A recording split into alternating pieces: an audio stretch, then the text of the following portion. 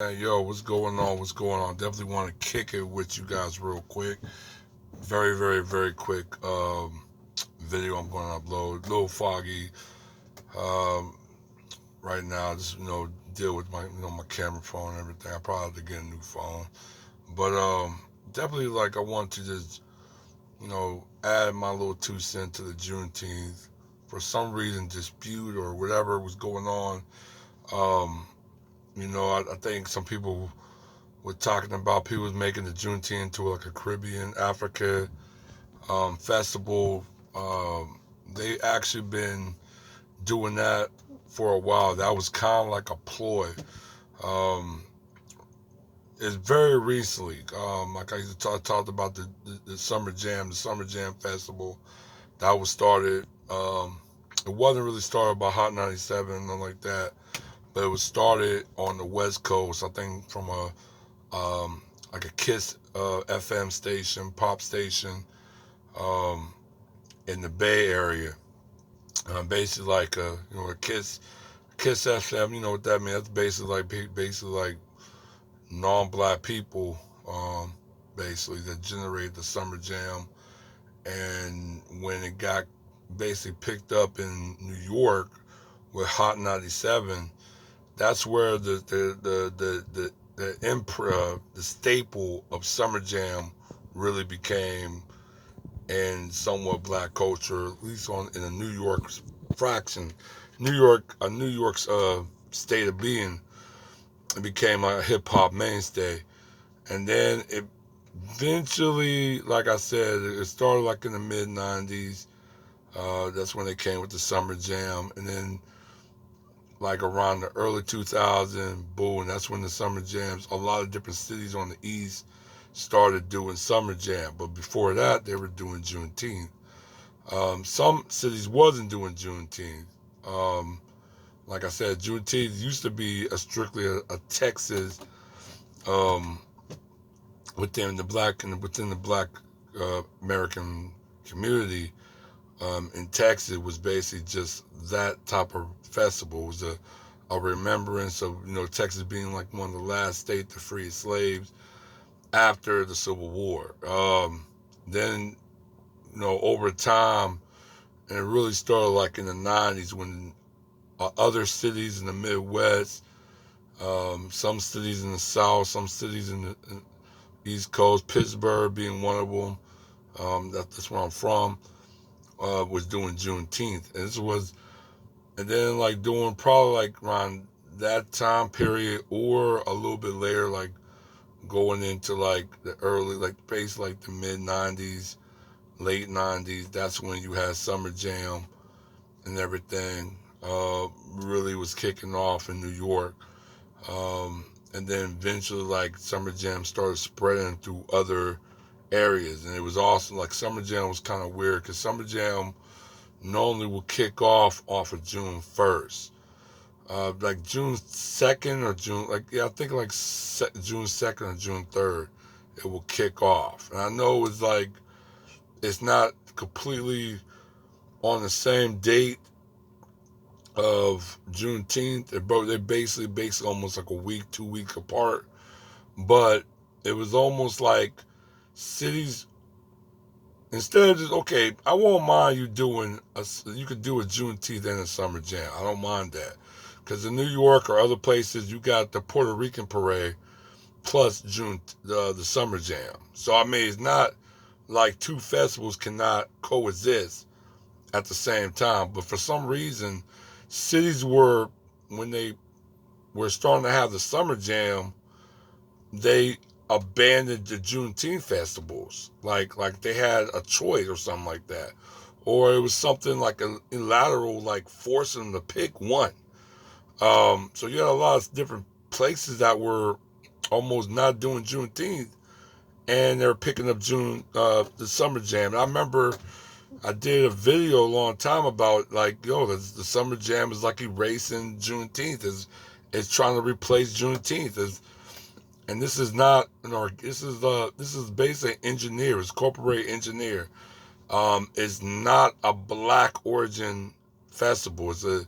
It's a corporation and from radio corporations, record labels, TV. It's an industry engineer uh, event that that don't really have no merit of historical value at all in my book, and it's like they're basically forced cities to pick one. Instead, they could just coexist. You got many places like you got Music Fair, Art Festival, Regatta. They all have their own. Some of them have their own month. Some of them have their own uh, time that they start the event, but they can have it. They can coexist. But for some reason with Juneteenth, it has to be just one for Black people, and that's to me, I think that's racially engineered. That's something that I I took issue with because that is actual organically Black remembering day of slavery. That is like Juneteenth is the reminder of American slavery, and especially just being in Texas. That was the last state to free its slave. That's I like I said, I got lineage in there. Got lineage in Texas. Both sides of my family from Texas. Um, so definitely, this that Juneteenth kind of hit a little bit closer to home, and I know a lot of diaspora they're trying to claim this. This is everybody's holiday. No, it ain't everybody's holiday because you guys be damn American Black is going to shit on your day or on your identity or whatever you guys want to profess is this is what y'all celebrate or call commemorate. You gotta be it be damned it's gonna happen to you guys on that front. So I'm just saying it's more of a respect value. Anybody hating, I don't hate anybody in the diaspora. I don't hate any ethnic, tribal, whatever. I mean I respect any ethnic group out there. But you can't just shit on my group like we don't exist, but you're constantly taking from us. From the music to the styles to the talking, the English vernacular that coming from Black America. Nobody, I mean, you have a few vernacular of English with maybe like Jamaicans, but a lot of them use Black American vernacular.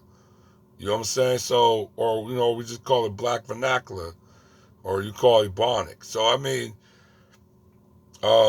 there's a lot of things that need to be accounted for. Now, I would say this, yeah, Juneteenth is somewhat nationally is somewhat an international festival. Yeah, there's Black people that celebrate in the Bahamas. There's Black people that celebrate in Mexico.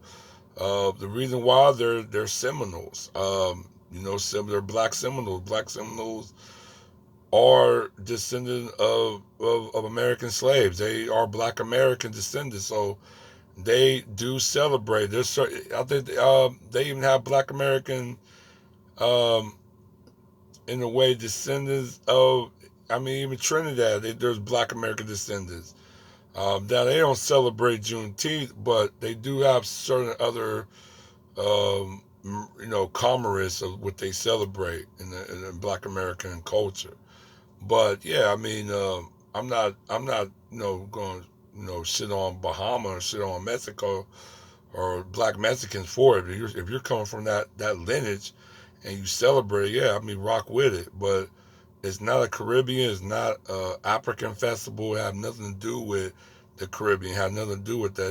It's pertaining to the Civil War that happened in the United States and after post Civil War, basically dealing with Texas not freeing, and it took almost like another year or so for that to happen. So I mean, that's the reason why Juneteenth is a very important day in many Black American history as well ancestry, because we have ancestry that a lot of Black Americans that live in Texas, have roots in Texas, have family that's 5, 6 generations in, especially in Texas. Yes, this is a very very big deal, and people just trying to um, shit on that and just thinking it's everybody. That's like almost like you're trying to all lives matter this.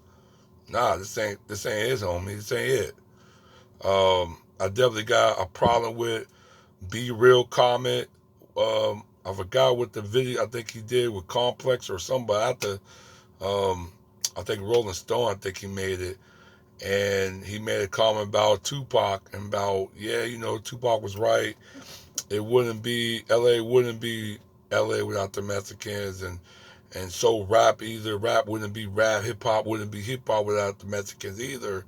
And I'm like, no, dude, hip hop would have missed the beat. I think you misquote that entire line what Tupac said. Tupac had that was nothing to do with hip hop. That was he was just talking about the city identity, the city heritage, the city culture. Yes, it's very Hispanic influence, it's very Mexican influence. You forgot California used to be a Mexican state. I mean, yeah, they're going to. I mean, yeah, it would be kind of weird to not have some type of Mexican influence in L.A. I mean, Los Angeles. I mean, that's a Spanish word name. I mean, it's.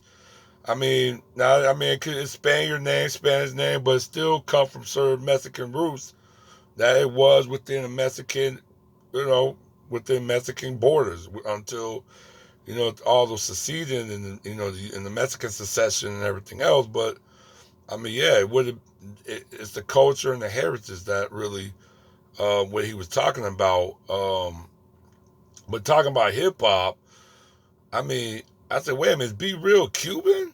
I mean, I mean, like let's talk about it a little bit. I think I made a tweet. I said, and this is not just I'm not no shots no fire to nobody, but I hang with a lot of Hispanic people myself, and sorry, and you know, many people, Hispanic groups within the shell of Mexican culture, they're very, very shallow to almost becoming Mexican themselves. And they almost lose their identity in their nationality or ethnic or whatever you want to, or what you want to call it. But they lose in the shadow of within the Mexican culture. And they almost get, by default, become Mexican. You know what I'm saying? Happened to many groups in the Central America and even some groups through South America, unless you're not Hispanic, you come from like Brazil or you come from like Guyana or Suriname or something like that, or you even come from like Puerto Ricans or some place of the Caribbeans, like you.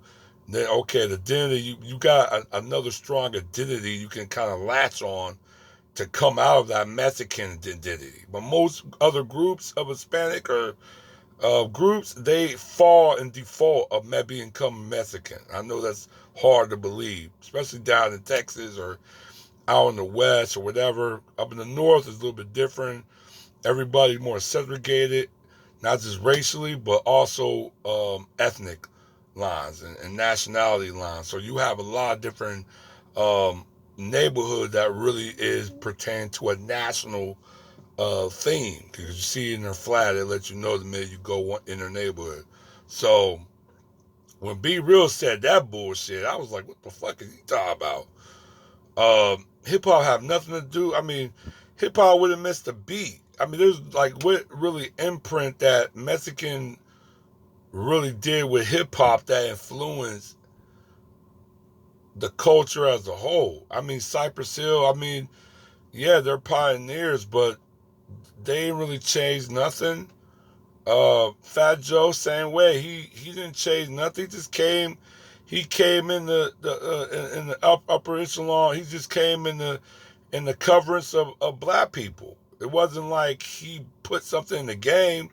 Lighter Shade Brown. I mean, I'll even say Lighter Shade Brown with, and then, that's an old. I mean, I'm gonna lie. Hey DJ, whatever. Like I remember that song, but um, many of them, was, they were, they had good music. I am not gonna, shit on Be Real enough. I bought some Cypress Hill albums. You know what I'm saying? I even went to the concert. So I mean, I'm not shitting on Be Real, but I think Be Real need to come a little bit with truth with what he just said. I think he said some fibs right there. I mean, Fat Joe, same thing, and Fat Joe professing DJ Khaled as a hip hop Quincy Jones. I was like, nigga, he ain't made beats. The nigga just put people's records on his compilation albums, and then and that's what it is. It's a compilation album or mixtape. It's not like him making beats or nothing like that. Um, Hell, DJ Clue used to do that all the time. Flunks used to do that all the time. I remember Master P was doing compilation albums. Um, and none of them was called the Quincy Jones.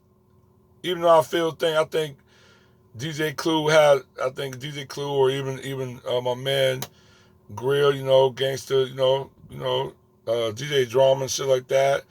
Had better mixtapes and shit, but I mean, like how a non-black person is going to co-sign another black person and be an elite in a black genre. That don't make no sense. So, I mean, just saying that's just the ludicrous of the shit. But yeah, man, like I said, Be Real was talking about but he didn't mention the other line. I remember Pac said right after he said that line, he said, "Oh, well, the Mexican, brown, black sex, and the sex again." So he's basically, talking about sex with, Hispanic or black, Mexican women. That's basically what he's talking about. He was talking about interracial, basically. So, but B Real didn't want to say that at all. He left that part of the line off. So, outro, I just really want to clarify. I just want to clarify that. Definitely want to speak a little bit to Juneteenth. I know it been a little Twitter bopping going on, whatever. Like I said, I can't stop you. Want to bring the flag into a Juneteenth festival? That's you, but you're not going to go on and just say, okay, well, this Juneteenth, this is the freedom of all black people in the Caribbean, and no, man, you can't do that. We're not telling the truth right now.